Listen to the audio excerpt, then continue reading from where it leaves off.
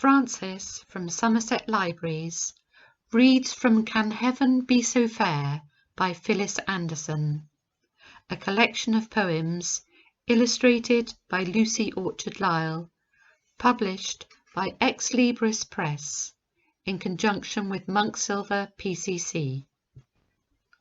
Spring by Phyllis Anderson. Deep in the earth at every spring the hidden lake grows full, and tides that own no moon for king rise up at some dark will. The womb of earth is rent apart and throbs with sudden pain. She feels the quickening of her heart as life is born again. The waiting roots receive its urge, the quivering stems grow tense. The whole of nature feels the surge of spring's omnipotence. Voices by Phyllis Anderson. All day, golden and hot, I have heard children's voices at their play, seen their clear eyes, been by their laughter slain. So gay were they, having no knowledge of the world's slow pain. O God, that I might be a child again! I have forgot the way.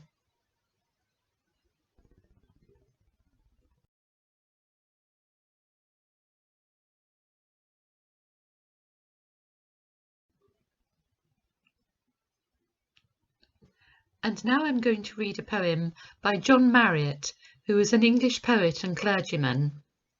Although he had been presented to the rectory of Church Lawford in Warwickshire, because of his wife's ill health, he was compelled to reside in Devonshire, and this poem is about marriage and it's called The Devonshire Lane.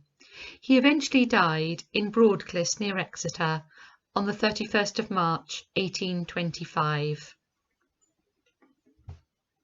With apologies for my Devonshire accent or lack of it. The Devonshire Lane by John Marriott. In a Devonshire lane as I trotted along t'other day, much in want of a subject for song, thinks I to myself, I've hit on a strain, sure marriage is much like a Devonshire lane. In the first place 'tis long, and once you're in it, it holds you fast as the cage holds a linnet. For howe'er rough and dirty the road may be found, drive forward you must, since there's no turning round. For though 'tis so long, it is not very wide, for two are the most that together can ride. And e'en there 'tis a chance, but they get in a pother, and jostle and cross and run foul of each other. Old poverty greets them with mendicant looks, and care pushes by them o'erladen with crooks, and strife's grating wheels try between them to pass, or stubbornness blocks up the way on her ass. Then the banks are so high, both to left hand and right, that they shut up the beauties around from the sight. And hence you'll allow 'tis an inference plain that marriage is just like a Devonshire lane. But, thinks I too, these banks within which we are pent, with bud, blossom, and berry are richly besprent. And the conjugal fence, which forbids us to roam, looks lovely when decked with the comforts of home. In the rock's gloomy crevice the bright holly grows, the ivy waves fresh o'er the withering rose, and the evergreen love of a virtuous wife smooths the roughness of care, cheers the winter of life. Then long be the journey and narrow the way, I'll rejoice that I've seldom a turnpike to pay, and whate'er others think, be the last to complain, though marriage is just like a Devonshire lane.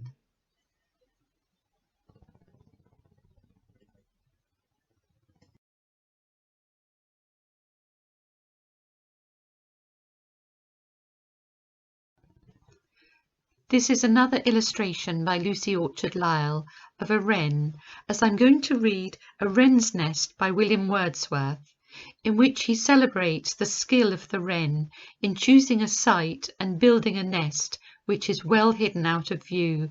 It's a longer poem, but I hope you'll enjoy listening to it to the end.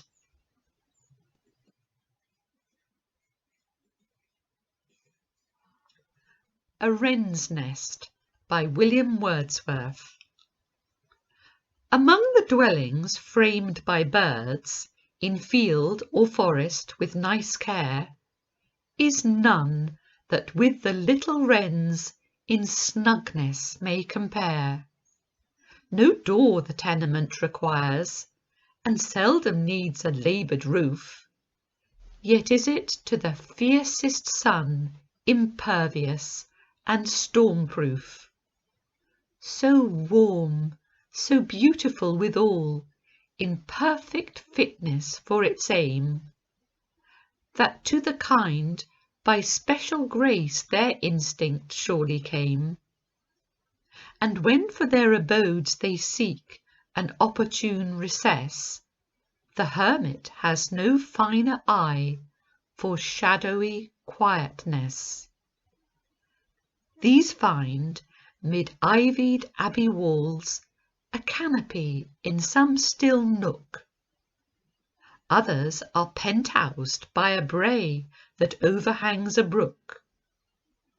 There to the brooding bird her mate warbles by fits his low clear song, and by the busy streamlet both are sung to all day long. Or in sequestered lanes they build, where till the flitting birds return, her eggs within the nest repose, like relics in an urn. But still, where general choice is good, there is a better and a best, and among fairest objects some are fairer than the rest. This one of those small builders proved, in a green covert, where, from out the forehead of a pollard oak, the leafy antlers sprout. For she who planned the mossy lodge, mistrusting her evasive skill, had to a primrose looked for aid, her wishes to fulfil. High on the trunk's projecting brow, and fixed an infant's span above the budding flowers, peeped forth the nest, the prettiest of the grove. The treasure proudly did I show to some whose minds without disdain can turn to little things, but once looked up for it in vain. 'Tis gone, a ruthless spoiler's prey, who heeds not beauty, love, or song. 'Tis gone, so seemed it, and we grieved, indignant at the wrong. Just 3 days after, passing by, in clearer light, the moss-built cell I saw, espied its shaded mouth, and felt that all was well. The primrose, for a veil, had spread the largest of her upright leaves, and thus, for purposes benign, a simple flower deceives.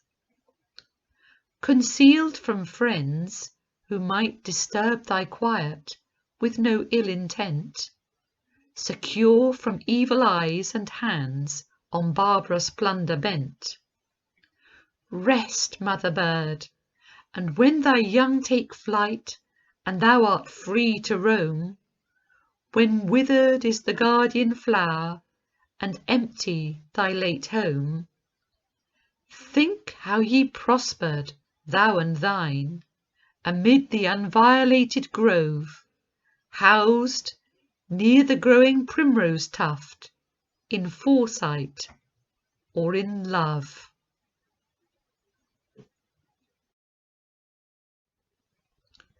We do hope you enjoyed listening today. Please follow us on Facebook, Twitter and Instagram, and share with friends and family. Thank you. Goodbye.